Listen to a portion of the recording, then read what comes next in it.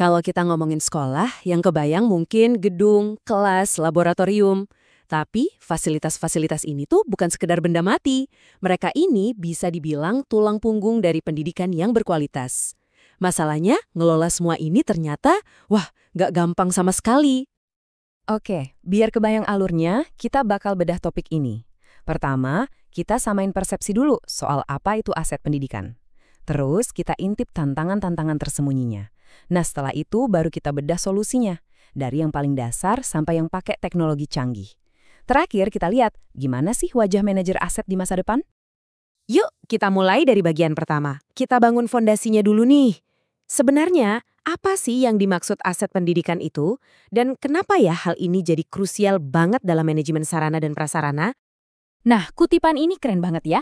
Kuncinya ada di dua kata, peran strategis. Jadi, ini tuh bukan lagi soal daftar inventaris barang doang. Bukan cuma nyatet, kursi ada 100, proyektor ada 5. Tapi lebih dalam dari itu, gimana caranya semua aset ini, bahkan sampai hal terkecil, bisa benar-benar mendukung proses belajar jadi efektif dan efisien. Itu intinya. Oke, kalau kita sederhanain, aset itu ya semua sumber daya yang dimiliki sekolah dan punya nilai. Bisa itu tanah, gedung, komputer, buku, laboratorium, apa aja. Dan yang paling penting, semua itu ada tujuannya. Untuk ngasih manfaat, entah itu ekonomi atau sosial, buat menunjang pendidikan. Nah, ngelola aset-aset tadi itu yang disebut manajemen aset. Dan ini bukan sekedar kerjaan administrasi, catat-mencatat gitu ya. Ini adalah sebuah proses yang strategis. Gimana caranya kita bisa make sure setiap aset itu ngasih nilai yang paling maksimal selama hidupnya. Dari mulai dibeli, dipakai, dirawat, sampai akhirnya nanti udah nggak bisa dipakai lagi. Kedengarannya simple kan? Beli, catat, rawat, buang. Tapi prakteknya di lapangan, wah jauh lebih rumit. Banyak banget tantangan tersembunyi yang bikin kepala pusing.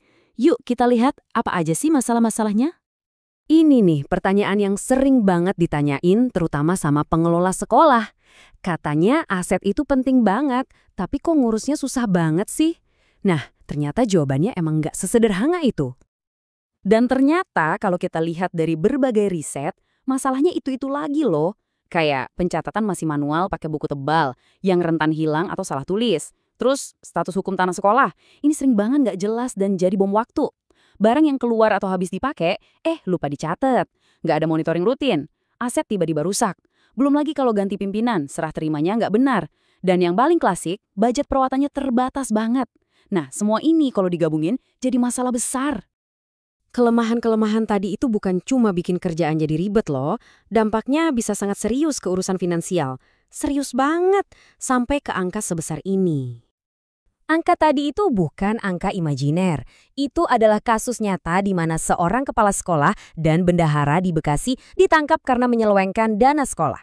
Ini bukti nyata ya, kalau manajemen aset dan keuangan yang amburadul itu bisa jadi celah buat korupsi. Dan kalau udah begini, yang jadi korban ya integritas sistem pendidikan kita. Oke, cukup horor ya lihat masalah dan risikonya. Sekarang kita geser ke bagian yang lebih positif. Solusinya. Gimana cara memperbaikinya? Kita mulai dari hal yang paling fundamental dulu, yaitu tata kelolanya. Kunci utamanya adalah dengan melihat manajemen aset ini sebagai sebuah siklus yang terus berputar, bukan kerjaan sekali jadi. Semuanya berawal dari perencanaan yang matang. Kita butuh apa, budgetnya berapa. Lanjut ke pengadaan barangnya. Setelah barang ada, wajib diinventarisasi dan dicek legalitasnya. Terus selama dipakai, ya harus dioperasikan dan dirawat dengan baik. Sampai akhirnya, kalau aset itu udah tua atau rusak, ada proses penghapusan dan pembaruan. Semua tahap ini nyambung satu sama lain. Nah, biar siklus tadi jalan, ada 4 pilar penting yang harus ditegakkan. Pertama, inventarisasi yang sistematis. Kita harus tahu persis punya barang apa aja, di mana, kondisinya gimana. Kedua, pemeliharaan terjadwal. Jangan nunggu rusak baru diperbaiki, tapi dirawat secara proaktif. Ketiga, audit hukum. Ini penting banget, terutama buat tanah dan bangunan, biar nggak ada sengketa di kemudian hari. Dan terakhir, yang paling krusial, akuntabilitas. Harus jelas siapa yang bertanggung jawab atas setiap aset. Jadi kalau ada apa-apa, nggak saling lempar tangan. Oke, tata kelola yang bagus itu fondasinya. Tapi di zaman sekarang, kita nggak bisa berhenti di situ aja. Ada senjata super ampuh yang bisa bikin semua ini jauh lebih mudah. teknologi. Yuk kita lihat gimana teknologi mengubah permainan. Pertanyaannya, gimana caranya teknologi bisa ngeberesin masalah-masalah klasik tadi yang catatannya manual, yang datanya tercecer? Jawabannya simpel, kita pindah dari era buku catatan ke era yang digerakkan oleh data. Langkah pertama yang paling transformatif adalah dengan pakai yang namanya SIMA, atau Sistem Informasi Manajemen Aset. Gampangnya, ini adalah sebuah aplikasi atau software yang jadi rumah buat semua data aset. Semuanya terpusat di satu tempat. Manfaatnya, wah banyak banget. Kerja jadi jauh lebih efisien, nggak ada lagi tuh drama cari data di tumpukan kertas. Biaya operasional bisa ditekan karena kita bisa monitor semuanya. Transparansi juga meningkat, semua orang bisa lihat data yang sama. Perencanaan ke depan, mau beli apa atau perbaiki apa, jadi jauh lebih gampang dan akurat. Intinya, semua jadi lebih terstruktur. Kalau SIMA itu udah keren, ternyata ada lagi yang lebih canggih. Kita bisa bawa ini ke level berikutnya dengan teknologi seperti IoT atau Internet of Things dan juga Big Data. Ini benar-benar level manajemen aset yang futuristik. Coba bayangin deh, kita bisa pasang sensor di proyektor mahal buat lacak lokasinya secara real time pakai GPS. Atau AC di laboratorium bisa ngasih notifikasi, hey, filter saya perlu dibersihkan minggu depan sebelum dia beneran rusak. Inventaris bisa update otomatis tiap kali ada barang yang dipindahin. Dan dari semua data yang terkumpul, kita bisa dapat wawasan. Keren banget kan? Nah, sampailah kita di puncaknya. Ketika tata kelola yang rapi digabungin sama teknologi canggih ini, peran pengelola aset itu berubah total. Nggak lagi sama kayak dulu. Lihat perbedaannya. Dulu mungkin kita kenalnya administrator aset. Tugasnya ya reaktif, nunggu ada yang rusak baru bertindak. Fokusnya cuma di pencatatan. Sekarang dengan cara baru, perannya jadi manajer aset strategis. Dia proaktif, bisa memprediksi. Fokusnya bukan lagi ke barangnya, tapi ke nilai dari barang itu.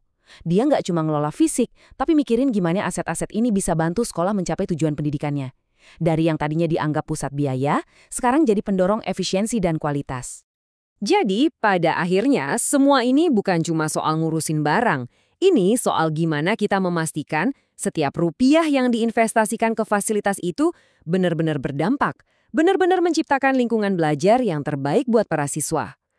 Pertanyaan penutupnya sederhana, tapi dalam banget. Institusi pendidikan Anda saat ini apakah sekedar mengelola barang atau sedang membangun masa depan secara strategis?